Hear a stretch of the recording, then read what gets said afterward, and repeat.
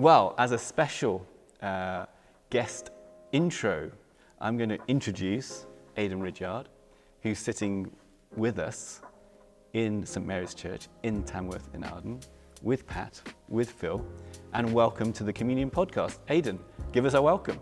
Thank you, Alex. Welcome to your podcast and welcome to Tanworth-in-Arden. It is Midsummer's Day. We are in the Forest of Arden, and as in a certain play by a certain person who has associations with Warwickshire, there could be no more auspicious moment than to sit down and discuss great works of art. So we're here with Phil and Pat in the beautiful St Mary's in Tanworth-in-Arden, and we're just recounting the journey, the pilgrimage we've all been on over the not too recent times.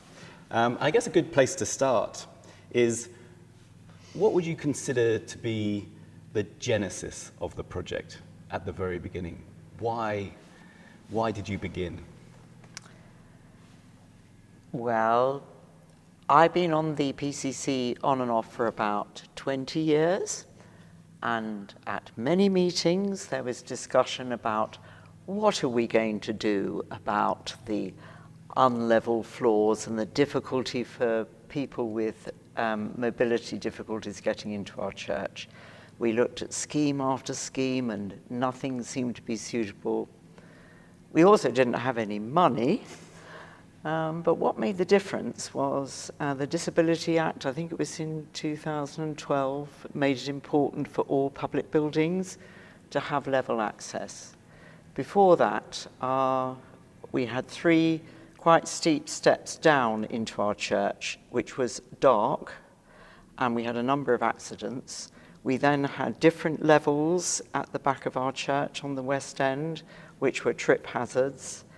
The lighting was very poor because the floor was very dark, Victorian tiles. So it was a problem for a lot of reasons. So that was, I felt that was the first time we really felt we had to move ahead. And then God was really working with us because sadly the captain of our bell ringers died after a very long life and a long service to our church. He was a bachelor farmer. He left us his farm. And before that, we had no money, did we, Phil? No. And sort of added to that as well, the back of the church itself was a bit of a mess. We'd got curtains that were the changing space for the choir. They went behind the curtains. There were plenty of trip hazards behind those. And we'd been told on visits by the Archdeacon to try and tidy this place up, and our last vicar was told that when he arrived, Paul, please get this church tidied up.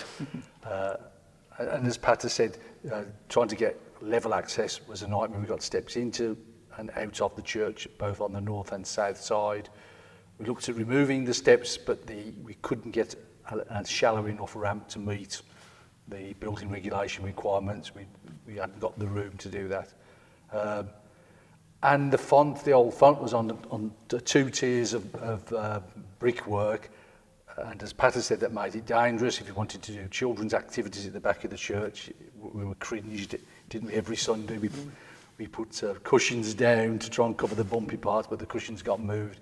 So there were lots of good reasons for wanting to change the church at the back and tidy it up into a more usable space. I certainly remember that the first time I visited, you came into the church and then you looked east and you got a fantastic chancel, beautiful East End window, and everything's, really, it's a really beautiful church. And I remember walking down the aisle and then turning to come back, and it was like, it's a completely different building, and it was a little bit of a maybe jumble sale at the West End, wasn't it? Yeah, it's a good way of putting it. Yeah. And we were aware that our congregation and the wider parish would want us to hold on to the traditional reverent part of our church, not to lose what we can see from here, which is the whole of the east and central part of the church is still very traditional. And this contemporary feel that the transformation of the West End complements that very well without spoiling it. And we were very careful about our consultation. We listened very carefully to what the public said. And if you remember, we were going to change the Lady Chapel down there, and they really didn't want us to do that. So making another way of doing things so that we didn't spoil that made a great difference to the outlook. And I think in the end, we took everybody with us, didn't we, Phil? Yes. I don't think there's anybody now No. that... I think that took some time, and again, it's where community architects were very helpful at the start and get a good set of drawings.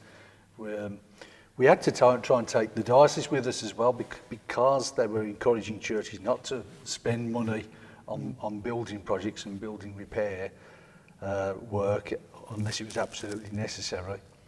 So I think the PCC at the time, and I mean, this all started back in 2016, the conception was sort of born. But we also thought that if the church had any future, if we wanted to sort of future-proof it, to make it more fit for use in the 21st century, we needed to do something with the church. And we'd seen other churches where they'd done similar things, even on a real simple and small scale, trying to do something and free up the back of the church, the West End, to do something with their churches to make them a more usable space. So that was sort of high on our agenda, and it did take a lot of getting used to taking people with us. And that's where community architects did us a good set of drawings. We've been pinned up in church for several weeks. We had some consultation, and people let their feelings be known. As you said, originally we were looking at doing something which affected the other way God worked with us was he brought us Aidan. I mean, Aidan had moved into the parish about a quarter of the way through, I think. He came out with us on the initial, but he just moved in here. And as you know, Aidan's the son of a vicar, so he understood, and he's an architect, and here he is, and he's just walked in the door. Oh, brilliant. And and then because he knew how to talk to the diocese committee, it's been really, really helpful. So You came. I knew the champagne would draw you in. So, Pat, you were thanking God for Aidan arriving, and almost as if on cue, he arrived for a second time. Yeah. It's almost like the second coming of Aidan. I know, but I'm not surprised. You were saying that Aidan is a bit of a gift from God. Well, yes, because he took an interest in any difficulties that we might have in getting the plans through the diocese, because the diocese is a naturally very cautious creature, and so we knew that we might encounter problems. So that was really helpful. And then there were other things that Aidan explained that I hadn't thought of, was how useful it would be to engage local craftsmen or designers in the project, because that made it more local. And then another great gift was, Phil found the yew tree log. If you remember, just going back a bit, the vicar wanted to move the old font into the churchyard, because he wanted people to be baptised in the Forest of Arden, which is where we are. The diocese couldn't cope with that, and nor could English Heritage, which was the other person who was at the meeting. So the vicar said, Paul, all right, we'll bring the forest into the church. So that's why we have a yew tree as a font in the church. And then we thought, well, we've got this log, how are we going to carve it? And we discovered that for 20 years there's been a wood carver on the farm estate near here that we didn't know about, did we, Phil? No. And he created the whole thing for us. So that was a delight, because he was so pleased we asked, wasn't he, Phil? He was, yes. And he was really delighted. He really engaged with the whole thing. He did, so that was terrific. And then Aidan designed our glass door. Manifestation. We didn't know he had these These skills. skills. So there you are. So it was really nice that local people were, engaging in it. Yeah, so that was very special as well. And I think that all helped the community to see that this wasn't just a project that was being forced on us by somebody else. It was something that other people could engage in. Brilliant, brilliant. I would widen that out to the consultation process as well, in that I think we engaged with people at a level where they can say, I took part in an idea being shaped, and that idea I can recognise in the project. And that's always a winner. When somebody said, well, yeah, that was, I did that. And they might have been one of 5 who said that, but actually it's gets that buy-in really. But if they are one of 5, it validates the idea. Yeah. No, you're absolutely right. Yeah. And it's one of those things that I think, because of the extent of the consultation we did, that kind of gives you a groundswell of buy-in before you start. Exactly. Yeah. So that was the sort of genesis of the project. In terms of practical steps, you said obviously it had been sort of mooted for about 20 years. What was the first kind of concrete steps that the PCC or a committee took in order to start the project and engage with moving forward? Can you remember what those were? I think it was a big commitment from PCC to actually invest even in the design, because the design work itself was not going to be a cheap process. I think always at the back of the PCC's mind was the fact that if we do all this design work and we can't afford it, is that money wasted? And yeah, I think, and Aidan was a big player in this again, saying, well, no, at least if we've got a package, even if we put it on the shelf and we've got something that works, it is worth going forward with. And I think the other thing was that it's always easy when you design a project to want to go straight to the finishing post and say, this is what we want. And again, I think with Aidan's help and when Communion got involved, yourself, Alex, we walked through the process. We didn't try to get to Z without going all the way, why do you want that? Does that have to be there? Is that really practical? Is it needed? So the whole process was for, and in that sense, I think people warmed to it then, and again, the PCC, as it, with the general public in the consultation, the PCC felt they owned it because we were looking at different elements and discussing. The kitchen never ended up at Servery where it is now. Was never where it was first intended. It was the old kitchen with something of a revamp, but then we learned we could do bigger and grander things, and people bought into that. I think also you went on visits, didn't you? Did you form a small group, a committee, or how was it? Who, obviously, lots of people were involved we in did. it. But, the first visits were the vicar, Aidan, and myself. I think Phil, you weren't at church. No, we weren't. Phil was working full time as well. So, and then Phil went out. Other people then went out. The people who were particularly concerned about the kitchen, the people that were used to, catering and doing things, they were particularly interested to go and see one of the kitchens, the one in the church in the centre of Hereford, which is almost exactly the same as ours. And I think they couldn't fail to be impressed by how it folds away. And people are just so surprised that turns into a kitchen. They just think it's, a bit not old panelling, a bit of new panelling. And then it opens up and they just can't believe we got all those facilities in that small space, and we can just open it up, not quite as a drop of the hat, but very easily. Yeah. So we did. So little groups did go out. Yeah. And I went, and my wife went to the lay reader at the church. Went several times to Peter Church on different occasions. And one of the things that I learned from that, which I think is useful for anybody taking on a project in the future, is think big, think ahead, because Peter Church had a great scheme done, but they said they were very close to needing expansion. I don't know if they've expanded. No, we've just finished the new kitchen there. So they said, go big. Whatever your dreams are, try and dream bigger, because you will need that. You'll soon get use out of any extra facility. So stretch yourself as much as you can afford to. And I think again we did, because we were looking at a small revamped kitchen originally, weren't we? And not the big server that we had. So I think that's an important lesson there that we learned by talking to other people and listening what other churches had done.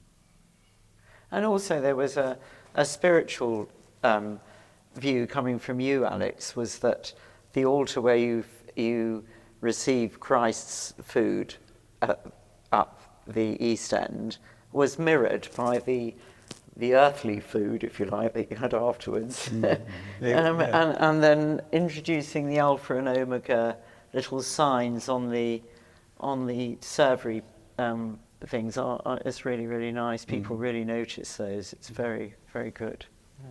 Thank you. So for you, Aidan, coming in, a newcomer to the parish, was it? Yes. Tell us about why you got engaged in. Well, I had a conversation with Pat, which was quite interesting, when you told me there were plans to do works at this end of the church. And I said, there's an architect you really ought to talk to in Herefordshire.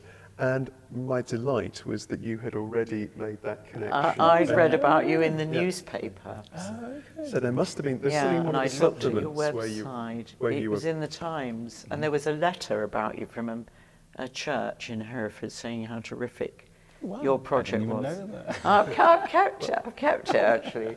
And then I went on your website and I thought, this is just the thing for us.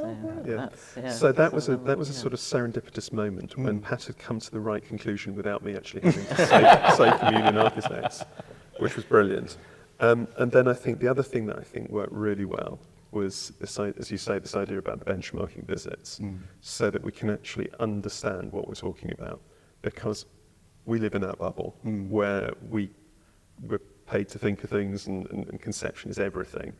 And you kind of almost forget that normal people, that can be quite a big step. So going to see it was really important. And I think that for me is what cemented the vision. And then using that in the process when there was a bit of a wobble. So I can't remember what it was. There was something about kitchen.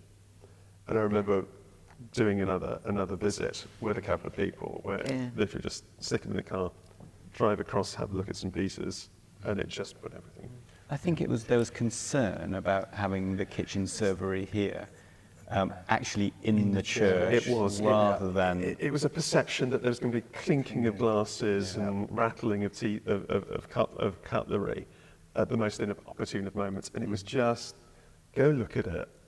If you are doing that, you are not going to empty the dishwasher at the kind of elevation of the host. And there's going to be a moment when it's and the dishwasher anyway is completely silent. You have no idea whether it's on, do you, Phil? No. And but you're right, that was one of the concerns. But it's so quick to open up the kitchen, and with the immediate water heater, you can easily, fill your coffee pot or whatever. Yeah, it's just very quick to get everything ready after the end of the service. Mind you've got to fill. but if you're coming from a world where you're thinking about tea urns and constantly boiling and that sort of thing, it's a really hard mental jump to take. So if you can actually say, here's one, look how it works, it just cuts through so much learning time for lay people who it's a bit new for. And that worked really well, I think. Because it's I find it a very personal relationship, either working on people's homes or working in people's churches. They're buildings which mean almost everything to people, aren't they? They're so important. In terms of working with an architect, it's not a relationship that you have every day. But what advice would you give about people when they're trying to choose an architect? How would you start to even consider that process? I think dependent on the age of the church, particularly as in the case of our church, if it's grade 1 listed, building grade 2 listed, you need the right kind of architect. And as I said, the great thing with communion architects is that you yourself have got a Christian faith background. You understand the importance, the symbolism, the sacredness of a church. It's not just a building project for you. It's everything was done sympathetically. So I think the choice of the right architect, and particularly for the church, is really important. I think as well, I mean, I have worked with architects in the past on schemes, and some of them have got ideas and don't want to listen to anything else. They're not client-led, they are architect-led. But I think, again, the great thing with communion is you attended some evening meetings on those cold winter nights, PCC meetings, you were prepared to talk, listened. There must have been times you thought you were getting nowhere, and probably these journeys were wasted because you left and we still weren't sure, but a lot of conversation went on at subsequent meetings, and then we called you back for a bit more. So I think that you need an architect that's got the patience to engage with you, to spend time with you, to explain and talk things through, and above all, the right architect for your right kind of project. And that was very persuasive for Paul, our vicar, because he didn't know you, and he was having to trust me and then Aidan about what, you know. But then when he met you, he realised that you were a churchman yourself, and you would understand, you know, what it was like to have small children running around the church, how important it was to have coffee that you can easily serve.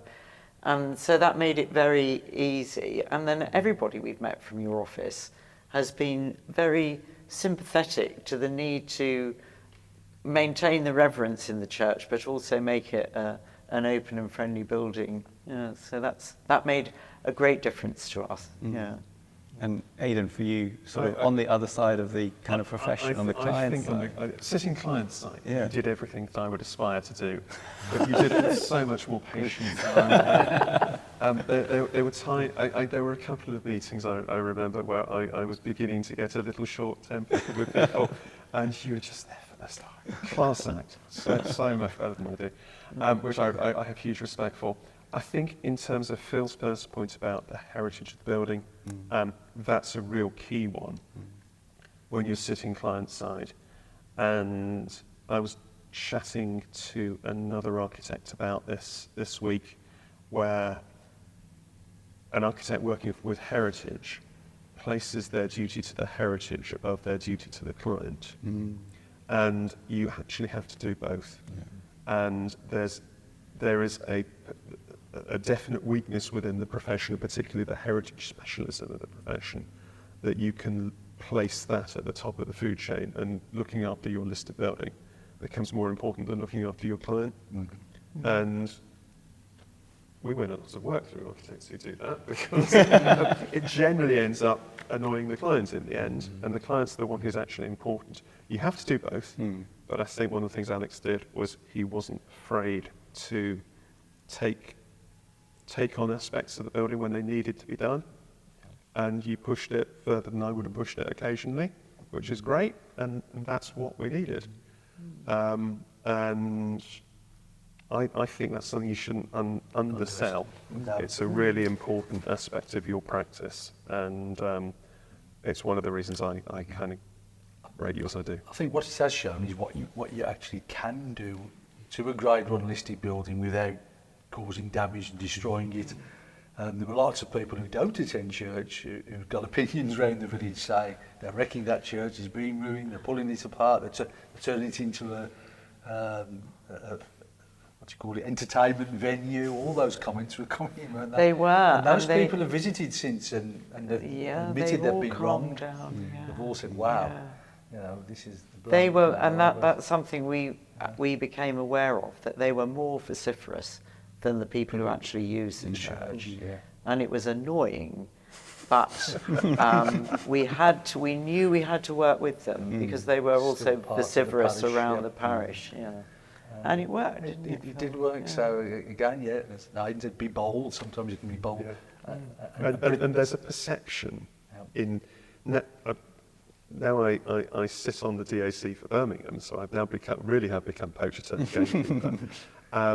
There is a perception in parishes that DAC will say no. That's not the case. What we want is the argument made, which is what you did. The argument is strong. A listed building is a living building. It's got to live.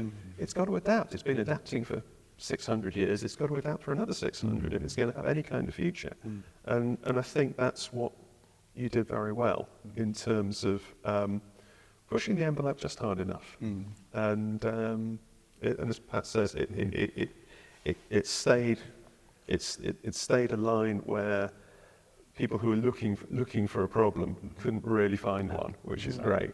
But yet it solved the problems that the task or the challenges we set you at the outset. No, it's really interesting. I think one of the things I've learned is that the people who go to church have a different understanding of the building than people who don't go to church, and yet it's everyone's building. That's the great thing about a parish church. It's the church of the parish. If you live in the parish, it's your church.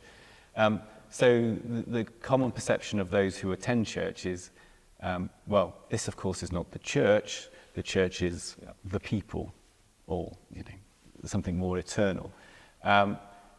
And the building is just fabric. It's we like the building, or we may not like the building, but it's not the church. It's the church building. Whereas for people who don't go to church, the building is definitely the church. And the church, although none of us quite know exactly how we think about these things, is the church is certainly the church building. Therefore, is certainly sacred.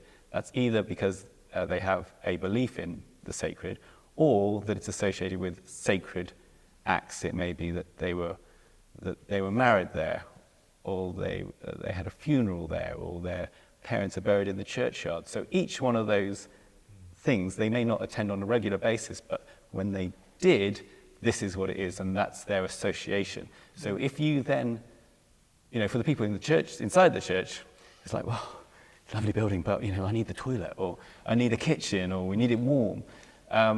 That's their reality. But for the people outside the church, don't touch a church because that is sacred to me.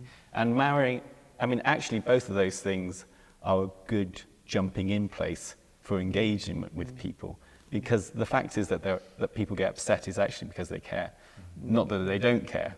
But it is difficult to handle those conversations. You described it really well. That's exactly what was going on. Yeah. And I think the thing about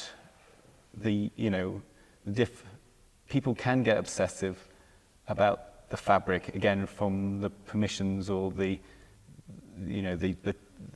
caretakers for the building, if we call it that, the trustees of the building in the wider sense.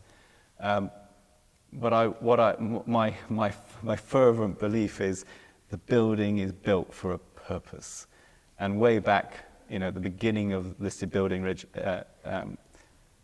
circular was, the best use for a building is that which is designed for. And as soon as we move away from that, the building doesn't stand a chance. So the only chance that the building has got is to remain relevant for the purpose that it was designed for. And like it or not, the way that we do church has changed. It changed in the Victorian period, and it's changed massively since that time. And therefore it has to adapt. And as long as it doesn't damage, we don't want to take away, but usually when we finish our projects, people do not walk in and go, well, I can't quite see where the church is anymore. It's almost more powerful. It's more powerful to sit in a well-designed building than a bit of a jumble sale at the back of the church. So absolutely. It's really delicate tasks that you've sort of taken on when you take on a church building project. But no, really interesting. Thank you for that. So, in terms of all the ideas that you sort of considered and the principles, what do you think for yourselves were the most important idea or principle that you had to hold on to within the project that you knew you could not lose? For me, it was the level access. It was so important that people didn't, and the lightness, that those two things had made the church very dark, gloomy, and inaccessible before. And I thought, unless we overcome those, we'll never be a welcoming church that's in touch with modern times. Very interesting. I mean, we have a lady who comes every Tuesday afternoon on one of those, it's a Mobility. scooter thing. She can drive straight in now, and she says to me, this place used to be so frightening before. I couldn't get in, and when I came in, it was spooky, and it's really interesting. Now she can just, she can go over there and get the cushions out of the drawers, so that everybody, and she can then deliver to the cushions to everybody else on her mobility scooter by getting round and round. Yeah. It's cute. Fantastic. So that's a good example of somebody who wouldn't come to church before. And yeah, weddings, coffins, they can all get in much more easily, can't they? Yeah. I think for me as well was the additional toilet, because when you had a big service or a wedding or a funeral, we got inevitably there was a queue. It was usually so that was a problem. But probably more important on a personal basis, I felt a sense of responsibility as church warden by then in not losing the feel of the church. I was really conscious of not wanting to lose what we've got, so that you stand at the step and look forward, nothing has changed.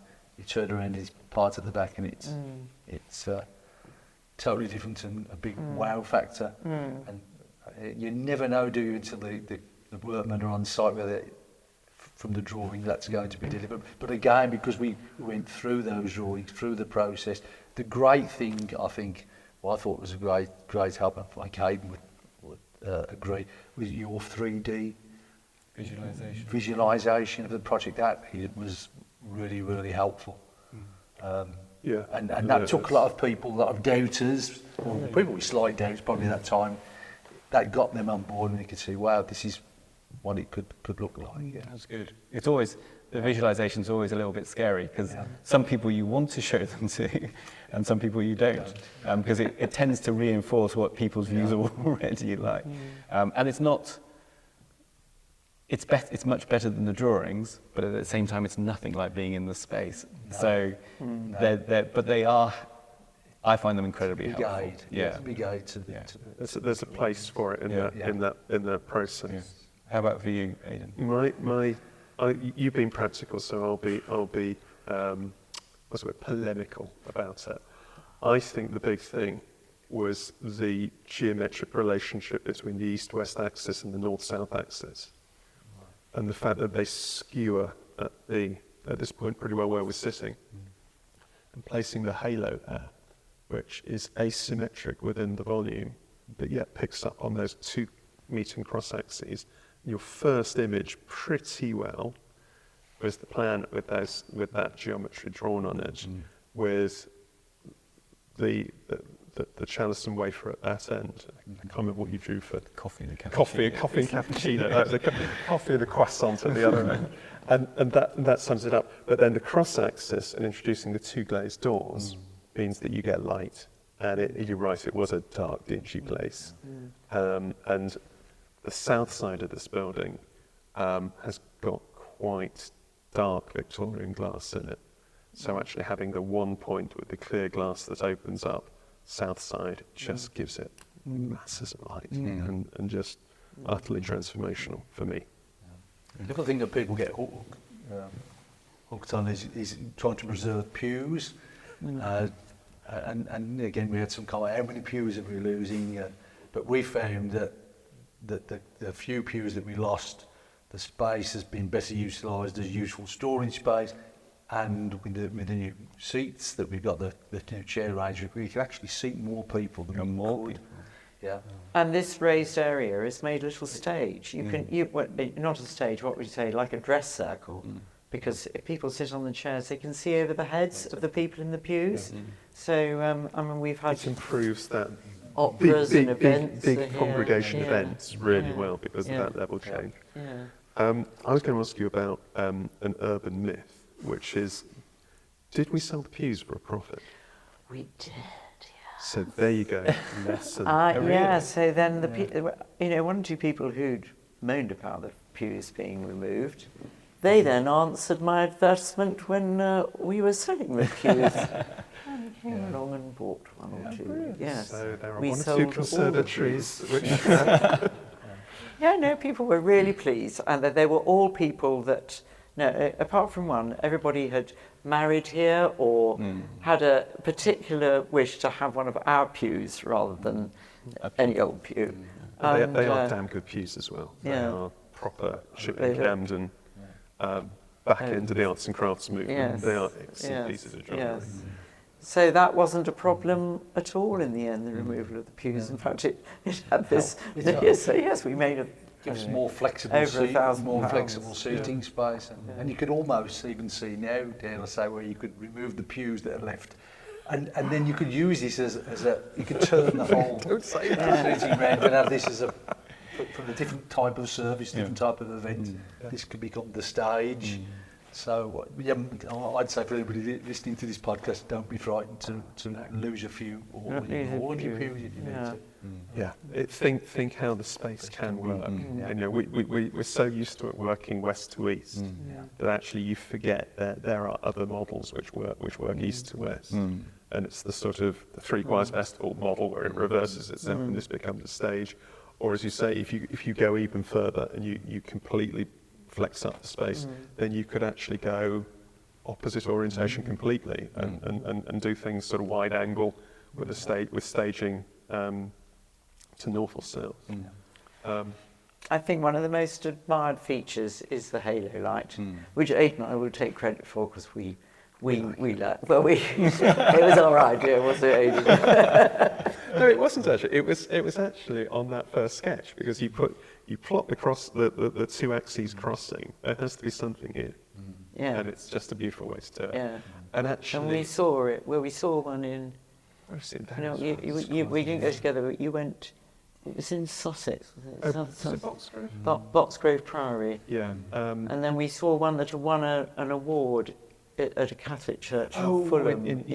Hammersmith. Yeah. So different ways of solving the problem, and you solved it in a very different way from the way I would have solved it, which is great actually because it's a surprise for me. And it's made from the timber that the rest of the scheme is made from, and it just locks it in. Yeah. Whereas I would have tried to make it disappear, you've actually tried to blend the two. And I think actually that's a really good solution. It's not one that I would have, it wouldn't have been on my radar, which is why I like it. It materially, it locks the whole lot in as one concept. And holding something under the halo or meeting under the halo has become a common Tamworth expression now. Well, we have a service which is called Under the Halo once a month, which is an evening service where we just have a circle of chairs under the halo, and then we have coffee shops which are under the halo. So it's really, really nice. And we could do various halo themed products, couldn't you? I remember talking to Fran about it, so you could do mugs and little bags, and if you take the graphic. Yeah, we've got the halo bag, it's not Got there. a halo bag out there. Oh, yes, they have, actually, that's great. So Again, we get one. now we are able to merchandise an asset, which is great. And I think you're right. Once you christened it with a nickname, you've won. You've won. I think also it was one of those developing ideas, evolving ideas, if we use that language, within the project. And it even evolved. I remember evolving it one Christmas because we'd done the design, but it costed. But I was like, oh, it's just not. It's just. I just felt it was over heavy. Yeah. It wasn't that expensive in the end, actually. No, was it? I mean, it's a strange expression of value, isn't it? Because some of the most expensive parts of the building are never seen. Yeah, that's it. And so much. We're talking about you, M&E engineers. And yet, you know, I guess when I'm working on homes, people say, oh, I don't want gold taps. And I say, you know, honestly, for the difference it will make to the project, if you want a gold tap, go and have it, because it won't make any difference at all. You know, so much money goes into the ground, so much money goes into it. And there's all these elements, most of which you don't, I mean, all vitally important, but you don't experience. Whereas for the relatively small amount of money, this is a huge experience. And It is an experience. Yes, and I think. we try and make our church work for the most part. It's all new but quite quiet, whereas this is a celebration of something. And that's kind of exciting, and it's exciting that people have adopted it. Yeah, no, and it's taken hold of really it. nice. And the other thing, artistically, it's all our building is based. I mean, I know we've got curved arches, but it's a very sort of rectangular building, isn't it? And this is just a round, contrasting shape. It's a celebration of the feminine in a very kind of butch, angular, masculine space, if I can go down that road. But I'm going to carry on with that theme. I'm going to riff on that theme. The arts and crafts tradition. So this is made by a local craftsman, which is brilliant. And if we go back to where that arts and crafts tradition begins, a lot of it was in central England. The great theorists were William Morris, Letheby, both of which Midlands connections. And the Bromsgrove Guild workshops producing works like this for churches at the end of the 19th, early 20th century. There is in the next door parish a series of chandeliers, smaller scale but the same job, produced by the Bromsgrove Guild in the materials of the day, but with the text on the centre, just in the same style. And for me, that's just a really lovely. 100 years later, we're still doing the same game. We're playing the same architectural devices, but just reinterpreting it with new materials, new surfaces, new finishes. And it's just a lovely little architectural delight that the building's rich with. And I think on materials as well, it's important to, as you said about go for gold taps. If you want gold taps, go for the best that you can. I think we got the best here. Yeah, I remember when you chose these bronze chairs, and I remember thinking, no, you can't spend that on those chairs. And you did, and it's worth it. Take it all back. It's money really well spent. The chairs are gorgeous. They are. I mean, yes. Yes. Yes. I think I was keen on this project. Often when we do church reordering, there tends to be oak and silver, whatever it is, stainless steel. And I wanted to come away from that in this project. And therefore, we have used the bronze as a theme.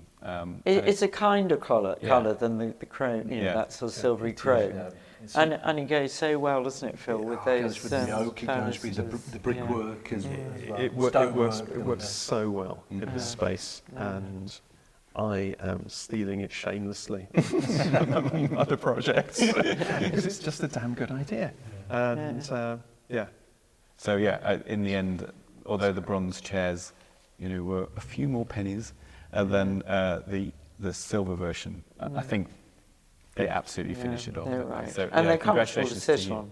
Yeah, the chairs are beautiful, aren't they?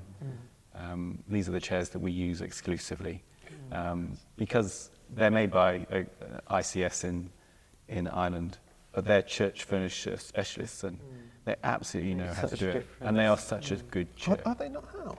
No. Oh, I didn't know that. No. I thought they were. Sorry. That's okay. No. They're really lovely. Yeah. Yes. Thank you for all of this. This is really very, very helpful. So, I might just pick up on this. I think we've picked up on it a little bit, and then we'll sort of come to our last question. But within the overall, if we call it a pilgrimage of the project overall, any particular steps that you would say to people, on your journey, do not forget about this step? We've talked about consultation. Yeah. Anything else that kind of steps that you might have missed, but you would definitely not miss it again? I think I was conscious to keep the diocese with us all along. I mean, it was, as Aidan said, helpful that he came, but the previous... I came after the fact, actually. The first archdeacon, Hayward Osborne, he was the one who said to the vicar, when are you going to tidy up this church? So he was sort of on it from the start. So I knew it was important to make sure he was engaged, and he left halfway through, but he set the tone. I think that he sort of explained to the DAC that this church really does need sorting out. So that did help. So I think And then you organised with Ben, I remember, a DAC visit before we really got into the design. And that was critical. And now when I sit on DAC and I look at best practice, it's churches who do that and have that meeting when there's the very fewest scribbles on a piece of paper, so that you spread that constituency who are inputting into it even wider, and that level of expertise comes too. And invariably good things come out of it. And you close down avenues which you kind of need closing down. There's no point in wasting the money on it. So yeah, I think in terms of advice, that really early connect with DAC, almost kind of ahead of almost any scheme coming out of it. It's just to sort of talk through the problem, gets them engaged and bought into that process. I think it's also important. I mean, I'm a great believer in that, and we did that here. I do a scheme. Now, the scheme, and a lot of DSCs find that difficult because it's not a faculty application, there's no detail. But a full faculty application is a lot of work, a lot of money. But for the DAC members, it's a pile of paper they've got to work their way all the way through. And it's hard to see the wood for the trees at that point. Whereas you're locked into a concept by then, aren't you? You've got nobody's got anywhere to move to. Whereas I think what you did here, and I think it's a really good exemplar, is the kind of light touch first conversation to nail down the principles, and then we're not wasting anything. It's that sort of master plan strategic view, and then you're constantly focusing on delivering it from then on. Once the strategy is agreed, what's there for anybody to argue about? And it's a really good methodology, I think, for developing that. Yeah, because I think it's really important people have got to own the vision of the project. If they don't own the vision, they're not going to own the mission. If they don't own the mission, they're not going to like the product at the end of it.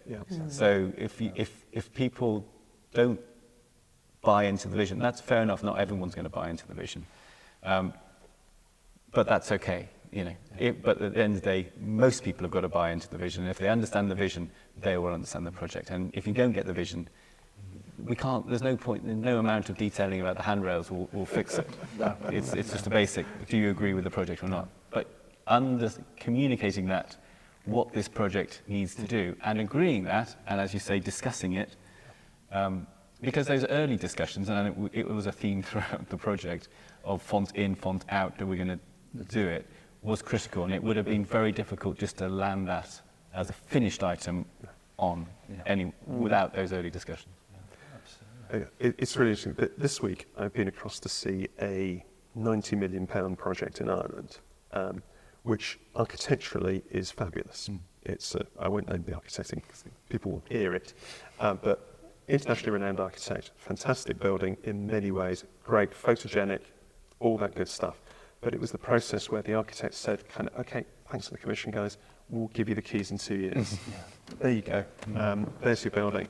And it is photogenic, it's a lovely looking building, but as the client said to me, they've managed to piss off just about every stakeholder on that project because it falls down on that level of solving the problem. And that's what the approach you've done here is the absolute antithesis of.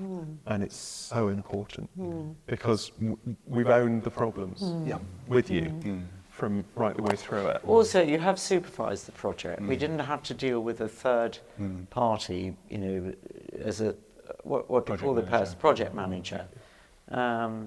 I mean, I know we were just so blessed with our builders.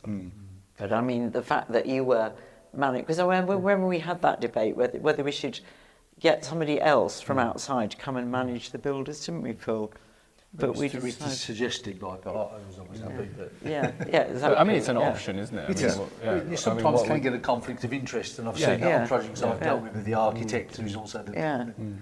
Well, I think that there's also something that, this is my chance to big you two up, is that, in fact, you were the project managers, client side, because you lived the project in enough detail to be there as the decision-making process, managing people where they need to bring them in and out. And actually having you two was the blessing on that side, because it meant that we didn't need that role. You guys did it.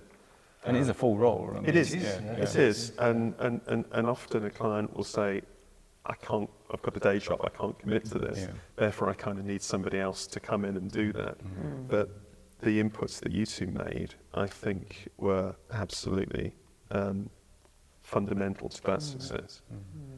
But going back to Alex's question, I can't think of anything we really missed. If anything, we might have been a bit slow kicking it off because we caught COVID and the inflated material and labour prices. The project ended costing a lot more than the QS had originally estimated, and that's just bad timing.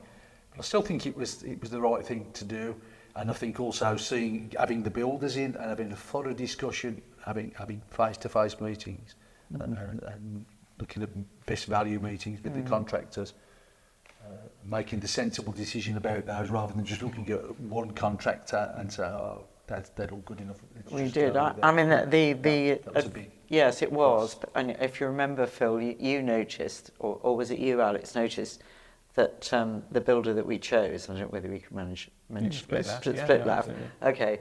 I mean, they arrived early, and they had a look round. They were looking around where they were going to put their equipment. They didn't just come in their sharp suits and dazzle us. They came in their ordinary working clothes, and they well researched what they were going to do. It's always a risk. I mean, we didn't know until they arrived just how wonderful they were going to be. But and the other big plus for me, bigging up communion, is normally the minute the last nail's locked in, you've had your handover inspection, the architect's goodbye, I'll write to you in 12 months' time when we're on retention release. But you've worked with us a lot on these 12 months. You've helped with subsidiary bits and pieces, still conversations and paperwork for the diocese. And that's been a great help. I think that really finishes the project off, saying, well, yeah, there's a 12-month warranty period, and I'm still about, and I'm still happy to talk.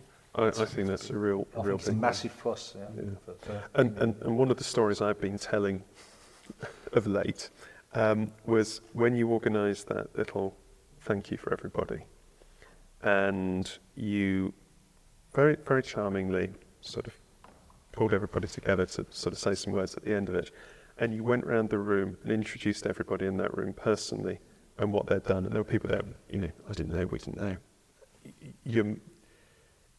It kind of brought together that curious coalition that every project has in the most wonderful way. And I came out of that thinking, boy, have I learnt a lesson today. This is how you do it. And I think culturally it says everything about community architects that you could wish to hear. I think for the project it's exemplary. And just as a life lesson, what a great way to wrap up something and in that way. And just that kind of collective acknowledgement. Yeah. It was great. And getting all those people together, because you don't realise behind the scenes how many people. Some guy who's figured out how to do the hydraulics on the font. I didn't know about that. Wow. And great, somebody from a church down the coast. Oh yeah, I know. My friend lives next door. Suddenly, that constituency spreads and spreads and spreads, and that's the lovely thing about it. Is good projects just seem to draw people in, don't they? I think it is. I mean, it's the first time we did it, and one of the key reasons we did it is because Peter, who helped us design that hydraulic system, he was a friend of the structural engineer, and we were asking Sinclair. He's like, you just need to talk to my friend, and it was a Sunday afternoon. Sunday afternoon email, several pages long. Use this, do that. How heavy is it? And between him and Tony, they sorted it out.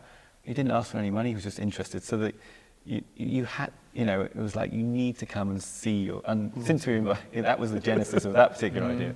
And there's so many people, but the person that meant so much to was the person that carved the font, wasn't it? Yeah. I mean, he was really, justly proud. He was of really the proud work, of it. Yeah, and no one met him, so it was a real it was beautiful lovely. moment. But if that's what he's done, he's made, that's a piece of craft which is going to sit in this space Yeah. for the next 600 years. And that was what was And so, that's powerful stuff. yeah, very powerful for him. As with the work that Geoff did for steel signs. Yeah, no, I mean, they he's- were he's so terrific, they could turn their hand up to anything, and Yeah. the level of quality and detail.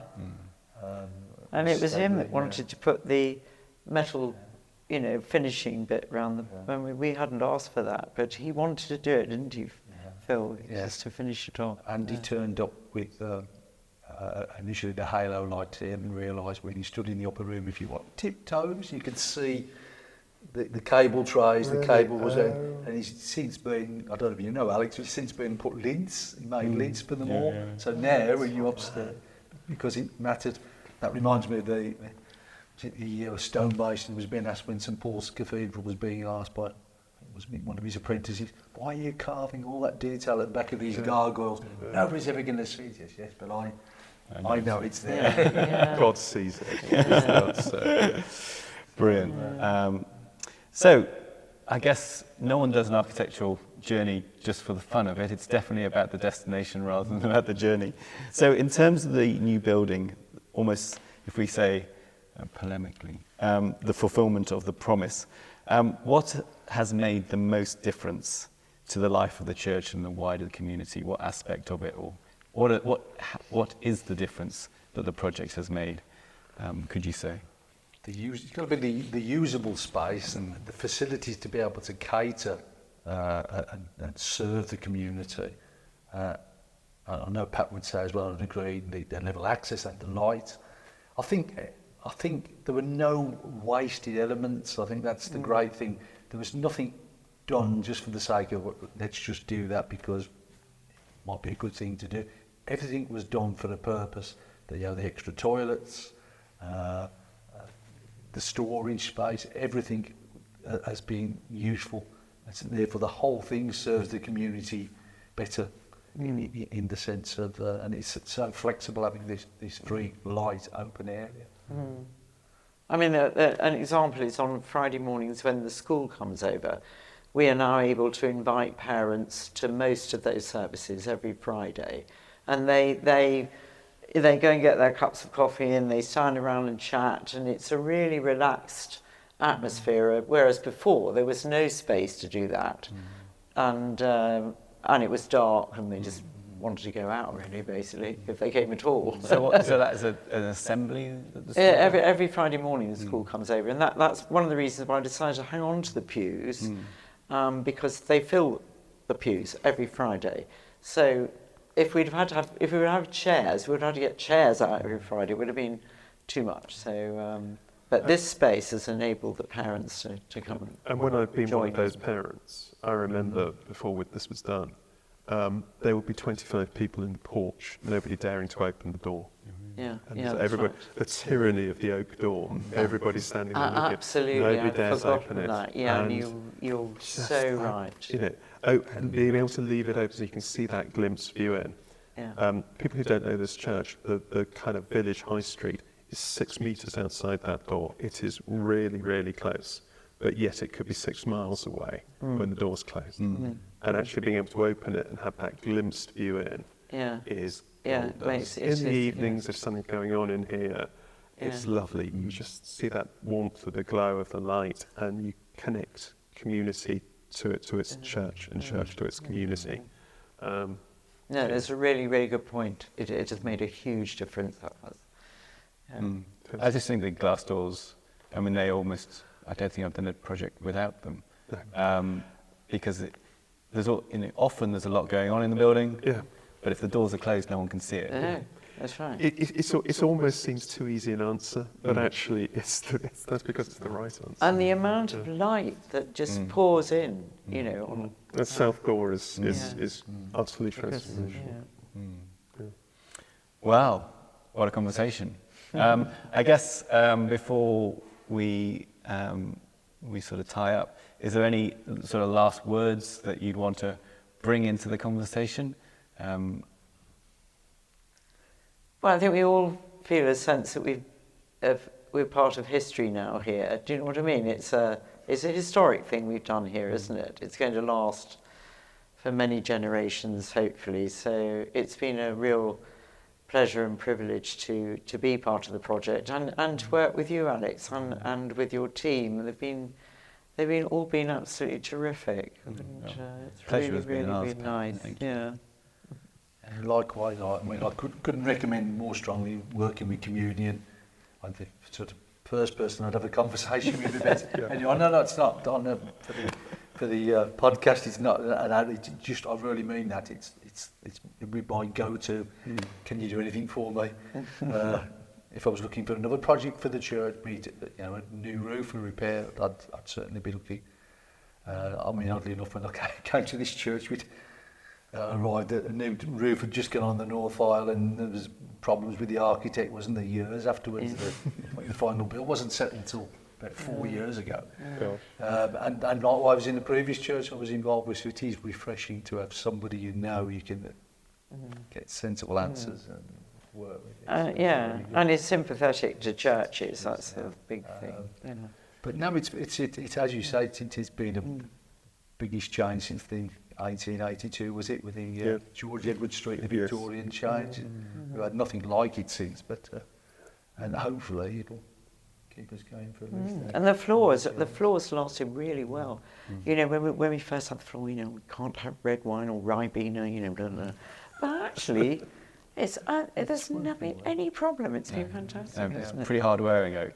You get what you pay for. Yeah. Yeah. And I think it is one of those materials that gets better with age, and not many materials get better with age, but oak does. Aidan. Oh, gosh, what can I say? I've really enjoyed working with you because I'm used to sitting on your side of the table. So actually sitting on this side of the table, it makes a real pleasant change, and it's been a real good school day for me. I've learnt lots. I've seen some good things come through that process that I want to take into my practice. But also, I think the way that you've brought people with you on that journey. As I say, there are times on a project where my temper runs short, and you've never come close to that. And I'm so impressed with that. When people are people, and there are times when it just gets a little bit frustrating, but that's always just sort of gone through quite seamlessly. And you brought everybody with you. There's nobody feels put out, I don't think, at the end of this process, and it's just been a real exemplar. So hats off, well done. And that's not just for the people in the church. If you read the visitors' book, our visitors' book, there is absolutely rammed full of comments from people coming from the States, from Australia. It's full of great comments of, wow, what a place. And we've had lots of visits from other churches. I hope some of them are getting in touch with you. That's brilliant. Yeah. So yes, no, I've learned lots. Yeah. But on my DAC travels, I'll say, go and go see what Alex has done in San. And your work remains the benchmark for me for the best. And I mean that seriously, the best interventions within church projects, within church buildings in the UK.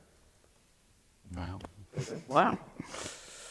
Well, I didn't quite expect all of that. Well, No. but I think that's what I say to people. Had this conversation with somebody a couple of weeks ago. I said, look, if you're picking who you go with, this guy's the best. So, Well, dear me. Quite taken aback. So, well, thank you. I mean, I think thank you for your time. Obviously, not just this time, but thank you for the last 5 or 6 years. I think it's the church projects are what I love about church projects is they do run at a slightly different timescale to a lot of other projects. Well, some people tell me we've gone really fast. Well, I think we have. I guess if you don't count the 20 years before we started. That's not true. I think part of the joy for myself for this project is that it has been a creative exploration of what it means to to transform a space, and particularly a space of faith, but a particular space within your community in Tanworth-in-Arden, and the idea of a church in the woods, in the forest, I think is brilliant. Yes, obviously there are the kind of perennial issues of kitchens and toilets and accessibility, which have been the needs of the project. But I don't think, even though we've hopefully sorted those, that's not really what the project is about for me.